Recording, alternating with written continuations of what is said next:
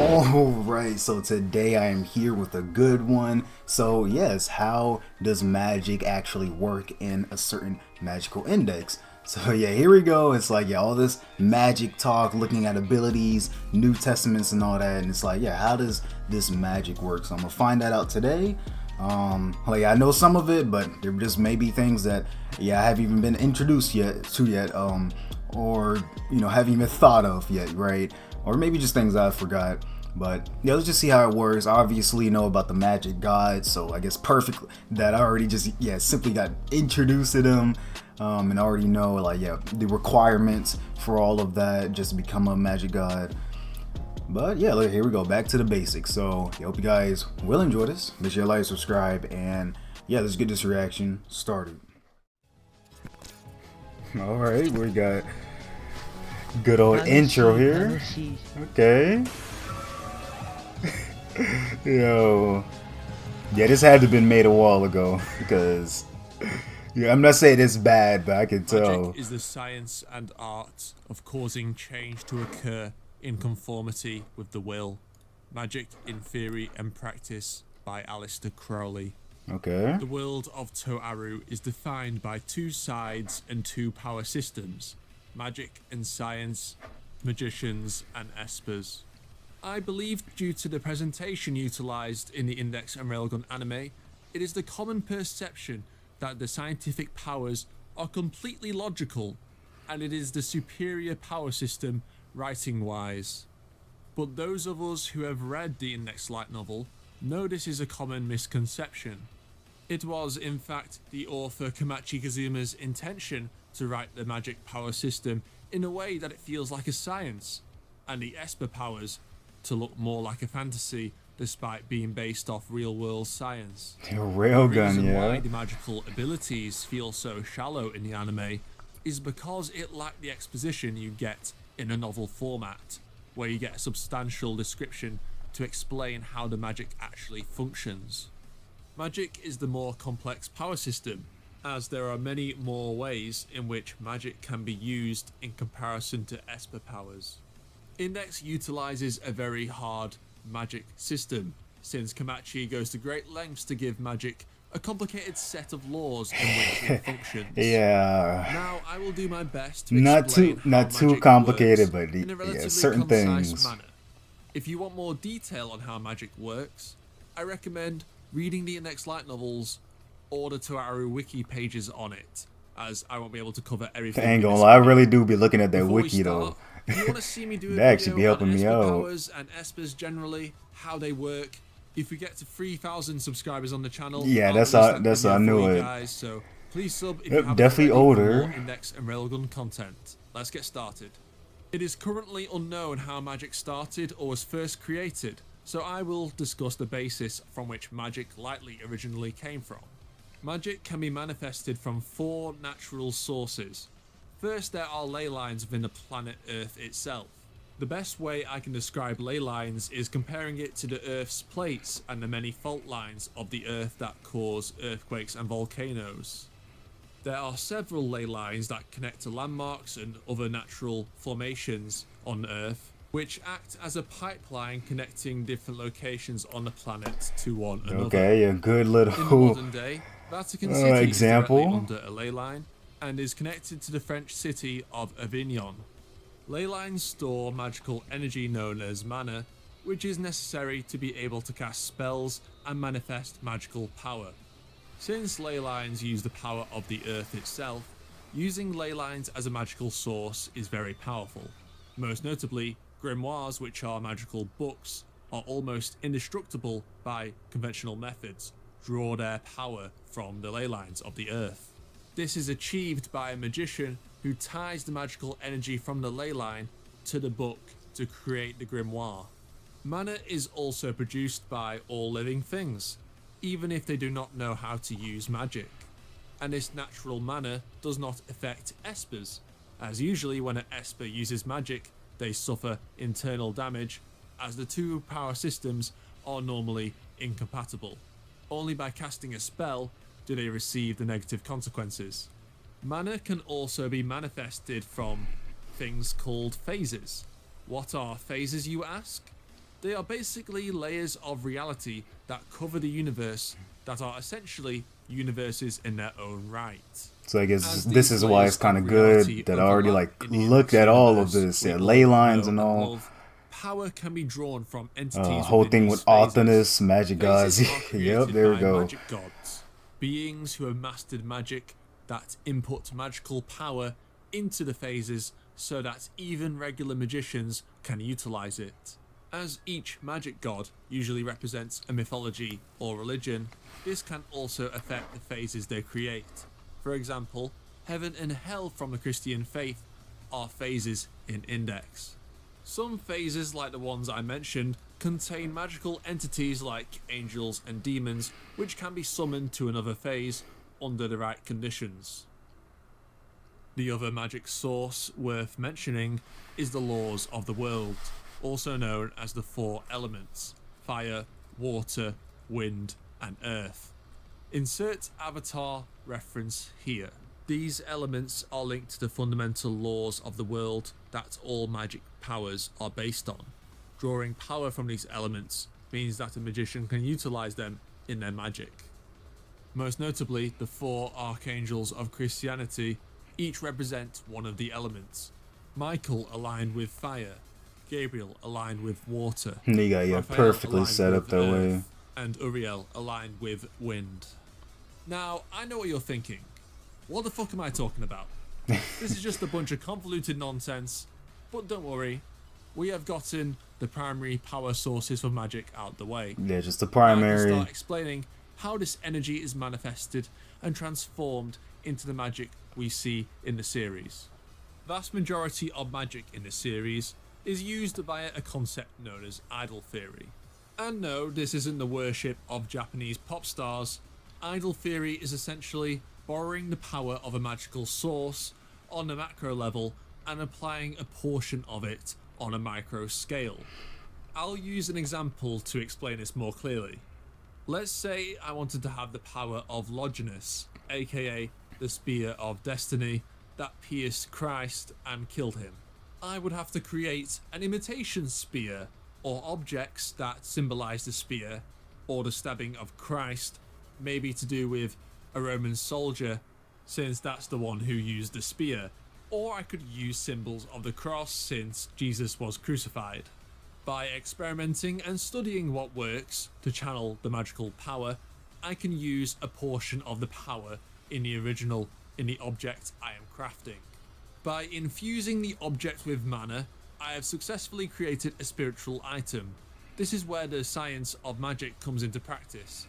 It's not as simple as wanting to copy God and becoming a god-like being via idol theory.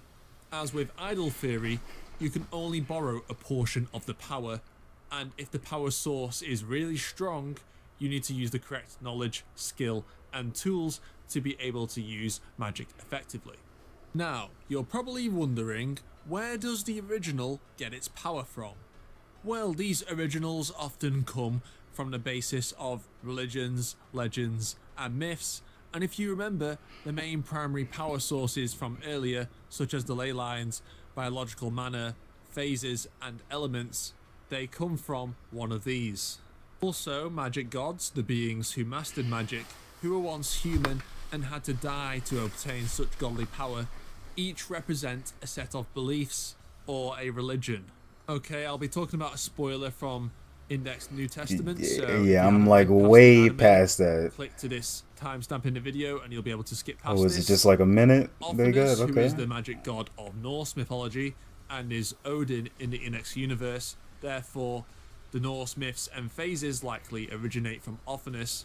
Therefore, by putting her power into the world, that means other Norse magicians can use idol theory to channel power from those myths and legends. But considering Ophinus is so goddamn old, you can't really put a number to her age, like it would be billions of billions. But how did she become a god before all the legends even existed? Well, there might have been legends that outdated her, or mastered magic via the use of the power sources I mentioned earlier. But as I said at the start of the video, we don't know how exactly magic first started. Idol theory is the opposite of personal reality used by espers, but interestingly use the concept of the macro. I don't even and think I've micro, actually but ever in seen reverse that this before. time. The esper has their own The way how you unique can like kind personal of reality vision it inside the subconscious mind, in which or they get can a apply this visualization effect for it. to the world around them and warp reality as a result, creating their power upon the physical world. The mind of the esper observes the world around them, and that represents the micro, and the power generated in the world by the esper power represents the macro. While espers apply their unique individual power to macro, magicians use an existing macro power source to use their power on a micro level. As such, espers can traditionally only use one esper power, as their personal reality is simply one power source, while magicians with skill can utilize a variety of power sources and thus wield many powers. It all depends how much they study and practice. This was why gemstones, aka the natural espers, were seen as the beings with natural talent, while magicians were the ones without talent but had to study in order to be able to compete and match gemstones in their supernatural abilities. Now, is it becoming clearer that magic is more of a science and esper powers are more like magic? Now that I have explained the core of magic, I now want to talk about 3 important and common magical concepts or things we run into in Index. Obviously, I'm not going to talk about every magic concept in the series, as we would be here all day, and the Index Wiki will do a better job than me at explaining every single detail. So the main 3 concepts that are pretty important to the story are saints, telesma, and grimoires. First, saints. Saints are a natural cause of idol theory. Basically, they are the result of magic happening with no spells or magicians causing it. While there are very skilled magicians that can turn themselves into saints or give themselves saint-like attributes, traditionally you have to be born a saint to be one. Because their body shares similarities to the Son of God, their actual physical body is connected to Christ via idol theory, and thus they gain a portion of his power. Apparently Jesus in the Index verse is pretty fucking buff, since saints can casually destroy mountains with their strength. Next, telesma. Telesma is essentially the mana which Christian angels use. It is notoriously very hard to control, as it is distinct from other mana and is very powerful. As such, only very skilled and experienced magicians can use small portions of telesma, but if a regular magician tried to use a vast amount of telesma, they wouldn't be able to control it and will likely explode. Which is why saints are able to use telesma, as they are closer to the Son of God and are more divine in nature. Most notably, a ball of telesma created by Fiamma of the Right was going to nuke the entirety of Europe and Asia, if not for accelerators stopping it in his white-winged form. Which puts into perspective how strong telesma is. Yeah, I can The members tell. of God's right seat use telesma for their magic, as they have all purified their original sin, making them more divine so they can use angel class magic. The only downside of having this power is that they can't use ordinary human spells, which don't utilize telesma, except for Aqua, who has an ability that ignores this rule, called Divine Mother's Mercy. Lastly, grimoires. I briefly touched upon these magical books earlier, but I'll expand on them a little bit more. So as you know, grimoires get their magical power from the Earth's ley lines, but they are also toxic for anyone to read. There are ways to bypass the effect and transfer the knowledge onto the reader without any negative consequences. The most notable example is the Index Librorum Prohibitorum, who is unaffected by the toxic consequence due to her perfect memory.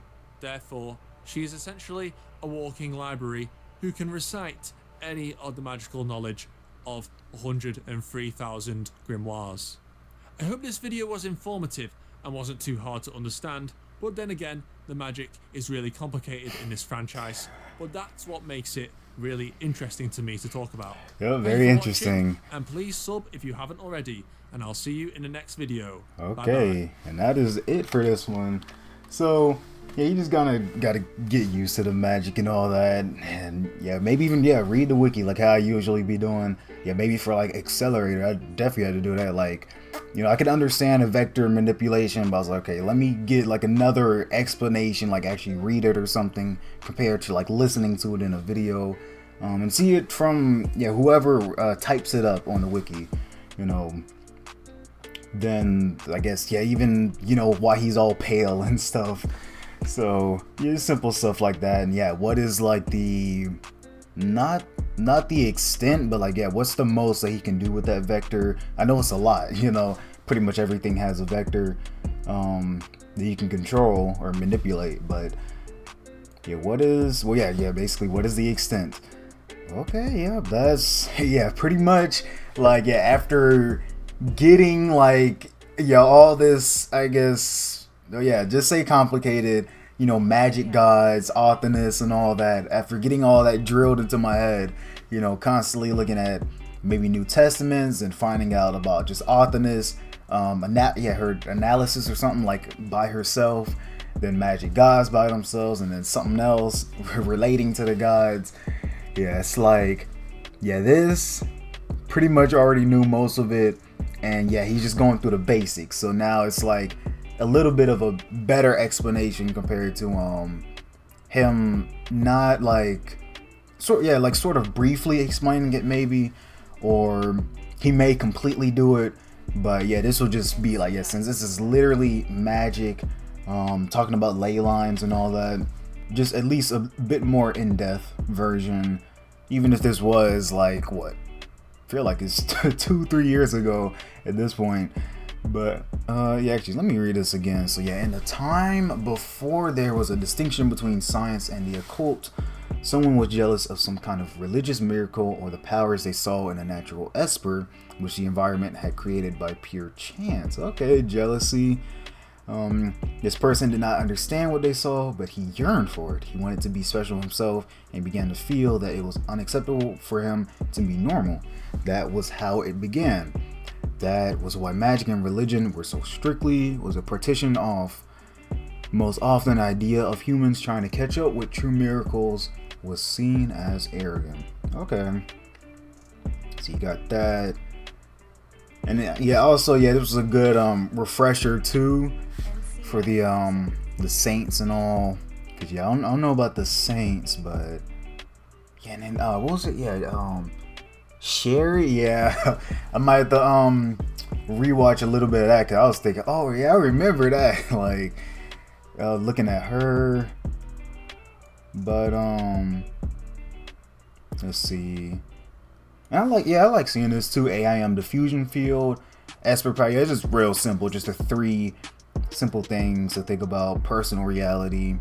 But it's just good to see like what's emitting, or that sort of barrier around them. I think that's it. Actually, let me see it. I think I saw the boy. Oh no, a certain boy becomes humanity's enemy. That's what it was. Police of the front stage, merciless scientific vanguard. Okay. The nuns wavering in God's majesty. Okay, I'm just looking at the titles. Blacksmith who released the magic sword. Master of the library and the magic queen. The one who opposes the magic god. Alright. But it's still like exactly what I'm talking about. Like, I like how they just bring, was it Kamaji? It just brings in Christianity to this. There's some way that you can bring some type of religion and, make someone like me, even though I'm already like know about some of it, it's like, maybe want to know a little bit more and be like, okay, that does seem like they would have those type of elements, or see how they would relate in this universe here. Right when I saw this image, I was like, oh, I remember that. I forgot which New Testament it was, like 20. It was like Alistair, he was in his female body, and they had to go. I can't remember too much right now, but they had to go somewhere. I think, what was it? Britain, right? And then that's where, well, later on at the end, Accelerator, yeah, formed that contract with a 545. But yeah, when I saw that, I was like, okay, yeah, the exact same image or something similar. And then, well, yeah, I guess one more thing, and I'll just end it off here. Magic, okay, different way to spell it, is the science and art of causing change to occur in conformity with the will. Magic in theory and practice. Aleister Crowley. Okay. So yeah, I guess I'll end this off here, and I think I actually have something related to Aleister and his magic, or something like that. I think how he is something like that. Magic and Aleister. That's all I remember. That I'm pretty much, yeah, just gonna look at right after this. So other than that, I hope you guys will enjoy this, or not will, but I hope you guys did enjoy this. Make sure you like, subscribe again, and yeah, I just see you guys in the next one.